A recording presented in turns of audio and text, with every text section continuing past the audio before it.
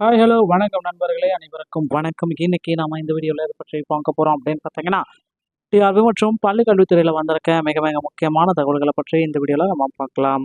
So dead மற்றும் நியமன தேர்வில் தேர்ச்சி பெற்ற ஆசிரியர்கள் தற்பொழுது போராடிட்டு வராங்க. ஸோ பிடி மற்றும் பிஆர்டி 2024 விடிவு காலம் பிறக்குமா, தமிழக அரசே இப்படின்ட்டு போராட்ட களத்துலேருந்து இந்த மாதிரியான இது எல்லாமே வந்துட்டு இருக்கு. ஸோ அரசாங்கம் நினைத்தது ஏழை எளிய மக்களை எல்லாம், பாமரர்களை எல்லாம், பாதிக்கப்பட்டவர்கள் எல்லாம் இந்த 5000 ரூபாய்க்கு மயங்கிடுவாங்க அப்படின்ட்டு சொல்றாங்க. ஆனா எப்போ ஓட்டு போடும் பொழுது ஒரே விரல் தான், ஒரே ஒரு ப்ரெஸ் தான் மொத்தமாக அங்கேயே மயங்க வந்துட்டு தேர்தல் எலெக்ஷன்ல ரிசல்ட் வரும் பொழுது எல்லாம் நாம உண்மையாகவே மயங்கிட்டோம் அப்படின்ட்டு ஆசிரியர்கள் எல்லாமே இந்த மாதிரி சொல்லி போராடிட்டு இருக்காங்க. ஸோ டிவிக்கு ஆட்சியில் ஆசிரியர்களுக்கு நன்மை பயக்கக்கூடிய செய்திகள் வருமா அப்படின்றது தான் இப்போ கேள்வி.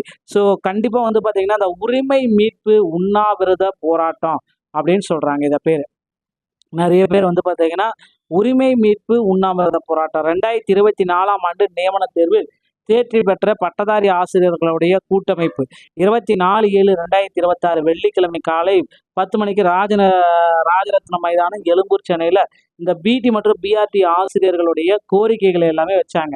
ஸோ 13 ஆண்டுகளாக காத்திருக்கும் 2024 ஆண்டு ஆசிரியர்கள் நியமன தேர்வில் தேர்ச்சி பெற்றவர்களுக்கு, பட்டதாரி ஆசிரியர்களுக்கு இந்த மறு நியமன தேர்வு அப்படின்றது வந்து பார்த்தீங்கன்னா இன்னும் ப்ராப்பராக இல்லை. ஸோ பெரிய எடுத்துக்காட்டாக வந்து பார்த்தீங்கன்னா நிறைய பேர் கோரிக்கைகள் எல்லாமே வச்சுருக்காங்க. ஸோ இங்கே இருக்க வேண்டியவர்கள் அதிகாரிகள் எங்கள் வாழ்க்கையே சின்னாபண்ணம் ஆகிட்டாங்க அப்படின்ற மாதிரி எல்லாமே போராட்ட களத்துலேருந்து நமக்கு சில தகவல்கள் வந்துட்டு இருக்கு. ஸோ இந்த மாதிரி எல்லாமே வந்து பார்த்தீங்கன்னா போராட்ட களத்துலேருந்து நியமன தேர்ச்சி எழுதி ஆசிரியர்கள் தற்பொழுது போராடிட்டு இருக்காங்க. இவர்களுக்கு ஒரு முக்கியமான ஒரு அப்டேட் வந்து பார்த்தீங்கன்னா பள்ளி கல்வித்துறையிலேருந்து இவங்களை அழைச்சி பேசி ஒரு முக்கியமாக இவங்களுடைய போராட்டத்தை முடிச்சு வைக்கணும் அப்படின்றது தான் நம்ம எல்லாமே எதிர்பார்க்கலாம். என்ன சொல்கிறாங்க அப்படின்றது எல்லாமே நம்ம அடுத்தடுத்த வீடியோக்களில் இதை பற்றி நாம் சொல்லலாங்க. சிறப்பு டெட் தேர்வு முடிவுகளை வெளியிடுவதற்காக இடைக்கால தடை மீண்டும் நீட்டிக்கப்பட்டிருக்கு. ஸோ சிறப்பு டெட் தேர்வுகளை இனிமேல் வெளியிடுறதுக்கு வாய்ப்பே இல்லை. இதற்கான இடைக்கால தடையை மீண்டும் நீட்டிப்புகள் செஞ்சுருக்காங்க. ஸோ ஆகஸ்ட் 24 வரை நீட்டிப்பு செஞ்சிருக்கு. கருணை மதிப்பெண் கிரேஸ் மார்க் வழங்குவது முடிவெடுக்க அரசு கூடுதல் கால அவகாசம் கோரியதை நீதிமன்றம் ஏற்றுக்கொண்டது. மேலும் சில தரப்பினர் தாக்கல் செய்த புதிய மனு அனுமதிக்கப்பட்டது. அடுத்த கட்ட விசாரணை வழக்கம் போல ஆகஸ்ட் 24ஆம் தேதி நடைபெறும். இந்த கருணை மதிப்பெண் தொடர்பாக எந்த உத்தரவும் இன்னும் பிறப்பிக்கப்படவில்லை. ஸோ இதுதான் அவங்க குறிப்பிட்டே சொல்லிட்டாங்க. கருணை மதிப்பெண் சார்பாக இன்னும் எந்த விதமான முக்கியமான உத்தரவுகள் எதுவுமே பிறப்பிக்கப்படவில்லை. அதனால வெயிட் பண்ணுங்க, ஆகஸ்ட் 24 வரை இந்த இதை வந்து தீர்ப்பை வந்து ஒத்தி வச்சிருக்கேன் அப்படின்னு சொல்லிட்டாங்க. ஸோ அடுத்து வந்து பார்த்தீங்கன்னா நீங்கள் எல்லாருமே எதிர்பார்த்த மாதிரி நமக்கு இன்னும் ஒரு சில முக்கியமான தகவல்கள் வந்து பார்த்தீங்கன்னா ஆசிரியர் தேர்வு வாரியத்தில் வந்திருக்கு. ஓகேங்களா? ஸோ எல்லாருக்குமே என்ன அப்படின்னு நடக்க பார்த்தீங்கன்னா இந்த டிஎன் டெட் 2026 ஆசிரியர் தேர்வு வாரியத்தில் மிக மிக முக்கியமான விஷயம், முக்கியமான நாள். மதிப்பெண் விஷயத்தில், டெட் மதிப்பெண் விஷயத்தில் தமிழ்நாடு அரசு என்ன கொள்கை முடிவு எடுத்திருக்காங்க அப்படின்றது தான் இன்னைக்கு தெரிஞ்சிடும். ஓகேங்களா? இதை தான் எல்லாருமே போராட்டி இருக்காங்க. மாண்புமிகு நீதிமன்றத்தில் தமிழக அரசு தன்னுடைய அந்த கொள்கை முடிவு என்ன அப்படி சப்மிட் பண்ண போகிறாங்க அப்படின்றது தான் இப்போ கேள்விக்கூடிய இதனுடைய விஷயம். உங்களுக்கும் எல்லாத்துக்குமே வந்திருக்கும் அப்படின்றத நம்ம சொல்லலாம்.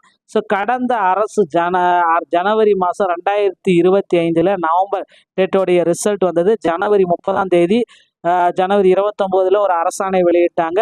அந்த அரசாணைப்படி அந்த ஜென்ரலுக்கு வந்து மதிப்பெண்களை 75ஆகவும் எஸ்சி/எஸ்டிக்கு 65ஆகவும் குறைச்சாங்க. ஆனால் பொது பிரிவினருக்கு மதிப்பெண்களை குறைச்சிருக்கணும். ஓகேங்களா? இது வந்து அவங்க வந்து குறைச்சிருக்கணும். ஸோ அதன் அடிப்படையில் பார்த்தீங்கன்னா ஸோ ஒர்க்கிங் டீச்சர்ஸில் சில பேர் வந்து பார்த்தீங்கன்னா கேசஸ் எல்லாமே போட்டிருக்காங்க.